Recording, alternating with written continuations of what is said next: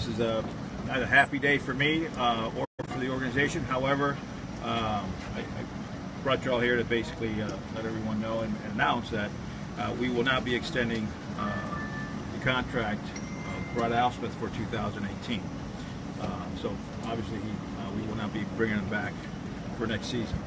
I've talked to Brad, I've talked to the staff, I just talked to the players and informed them.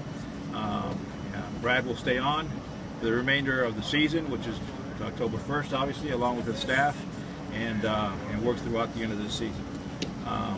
As of I speak now, moving forward, we'll be taking names and getting information and move forward in our search for a new manager.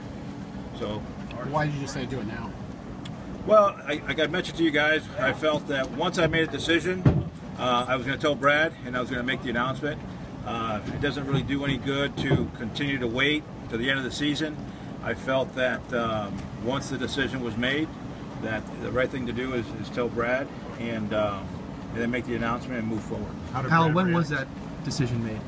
I talked to Brad the day before yesterday, and that what I was thinking, and then we confirmed it yesterday. How did he react then? Well, you know, Brad is very professional. You know, he's been a professional. He's been, he's worked hard. He's very knowledgeable. He understood the reasoning. You know, which obviously, you know, we didn't win, and the organization, the club, got to a point where we needed change. We needed change on the field. We needed to change the roster, and that's, you know, we started trading players. So then, you know, the conclusion is, okay, you know what? Let's just take a whole brand new road and opening up to new things. And so we felt that it's a new beginning, a fresh start, and we'll have fresh leadership, new leadership as we move forward. And so he understood that very well. And I think obviously Brad's going to have a great future. You know, most managers when they start, they're going to move on to other clubs, and I think Brad will probably manage somewhere else and be very successful. So it's not so much anything on Brad as more of the situation. And as we move forward, I felt it was just best to go ahead with a brand new leadership. Al, to be clear, are you speaking about the lack of success when all the veterans were here, or after the sell-off? Well, you can't go on now. I mean, for crying out loud, this is a whole different ball club here. You have our starting rotation, you know, was supposed to be Michael Fulmer, who just had surgery, Justin Verlander, who got traded, obviously Anibal Sanchez, who spent most of part-time in the minor leagues and just now is coming back, you know, pitching well. You know, we had Daniel Norris was penciled in the rotation, who has not been in the rotation for most of the year. Matt Boyd has had some struggles. Now he's pitching much better. So the guy, you know, what you see now obviously is a fraction of what the team actually was supposed to be. So no, not what we're doing now. What we're doing now is basically, quite frankly, I told you guys after the trades that it's going to be a rough September, and absolutely it has been, because there's guys out there pitching, quite frankly, that are either they're not ready at this point, but it's just a matter of having to get through the season as best we can. Not to mention, you know, obviously the bullpen of all the young guys that we brought up from Toledo. When we talk about new leadership and a fresh start, are you apt to go outside the organization to find that, or could it be an internal candidate that? Well, we're going to be open-minded to everything. When I did talk to the staff, I did tell them that anyone that has interest in being interviewed for the managerial position, that I will certainly be open-minded and interview them also. So anybody in-house, obviously. At the minor league level, I don't believe that there's a guy right now ready for that job. But here at the major league level, there's a possibility, and I told them that I'll be open-minded. But we're also going to do an extensive search. We're going to have a lot of names written up, and we're going to do a lot of background checking. We're going to do a lot of thorough background work, and we'll have a good list of names that will whittle down little by little. So it'll be an extensive search, and it'll take What are you looking some for? time. Would you prefer an experienced man as opposed to bringing someone in like Brad who did not have previous managerial experience? that is a great question. I would say that experience comes in different ways. It could be an experienced manager that's already managed in the big leagues, but it could also be an experienced manager that has managed in minor leagues, or it could be an experienced guy that has worked in a major league club, in a major league dugout as a coach.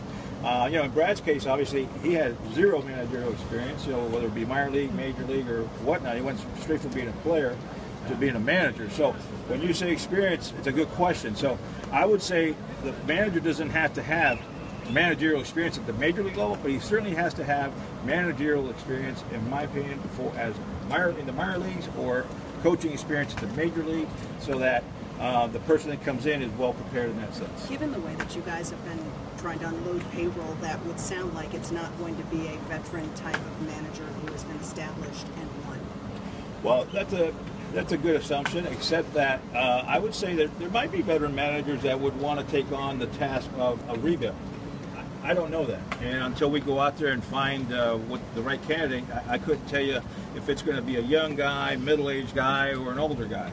I know one thing, I would like to get a guy that has the energy to get through the process, because it's not going to be easy. It's going to be a long process, it's going to be a hard process, it's going to be a trying, grinding process, and you want somebody that has that kind of energy that can get through that and that kind of mindset. What are you trying to sell them on then? Well, I'm trying to sell them on opportunity, because really you're going to be the manager of the Detroit Tigers that's in full rebuild mode with all the opportunity in the world in front of you.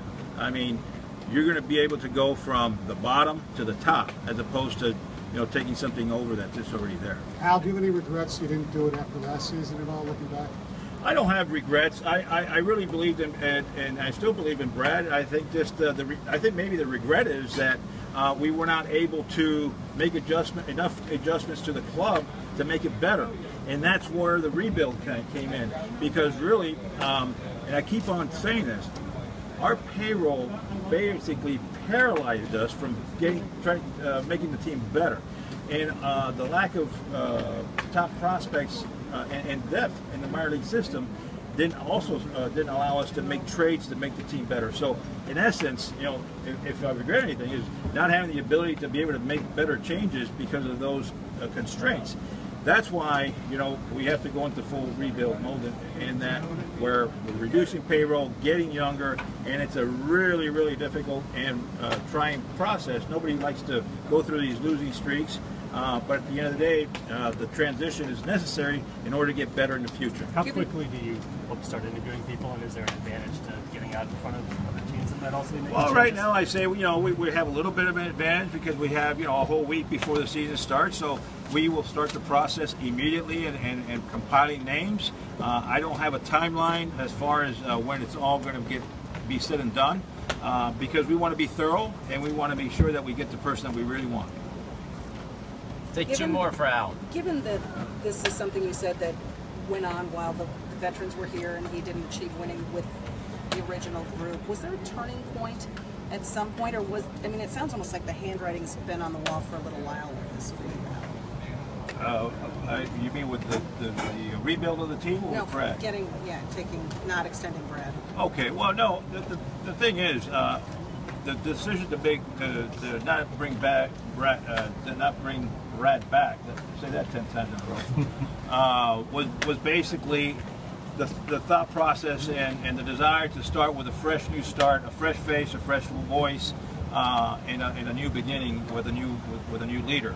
And that's what my thought process was. As far as when we decided to let's go into rebuild and start trading the players and going through that process, then and that took us all the way to the end of August, and here in September, that's what we do in September after all this is done. If you're headed to the playoffs, you sit back, your roster's set, and all you can do is watch your team play and hope they win to get into the playoffs. The teams like ours that are rebuilding, then what we do is then we reassess the entire organization. Right now, as we speak, Dave Littlefield is making changes and doing additions and bringing back certain personnel for the minor leagues. We're adding and we're working on our major league staff, our amateur staff. We just hired 3 new people, 3 new analysts in our analytical department. So that's what we do in September. On top of that, we also evaluate the manager, the major league staff, and at that point, we make decisions. Okay, what direction we're going to go. So at this point in the season, that's how we make the conclusion. We want new leadership as we move forward. Al, do you think the players let Brad down in terms of underachieving? Well, I don't think any player went out there on purpose in trying to underachieve. I think every player that takes the field is trying to have a great year, and They're trying to have great at bats. They're trying to play the game to their best of their abilities, and they're all trying to win. But it doesn't always work out that way. So at the end of the day, no, the players they're trying their best. Sometimes it works out to where they have a successful year, and sometimes it's a down year, and sometimes, quite frankly, it's a long year and it's a up and down kind of situation. Why have Brad finish out the season? Why not just go with it? Well, he is finishing out the season. Yeah, He's gonna manage to the end of the season. The reason we make the decision, I mean, I think I already explained myself there. The reason we make the decision now is that I came to the conclusion we want new leadership and a new manager, and I'm not going to wait for another week to make that announcement. I think the best thing to do is, and I learned this a long time ago from a very smart man called Jim Leland, once you make that decision, you go forward, you tell your manager, you make the announcements, and you put that behind you, and you start a new process. Did he ever say he wanted to come back next year? When we talked about it, we never really discussed that. Basically, I just told him that we're going to go in a new direction, and he never came back to say, oh, I want to come back, or I don't want to come back. So that process, I mean, that conversation never took place.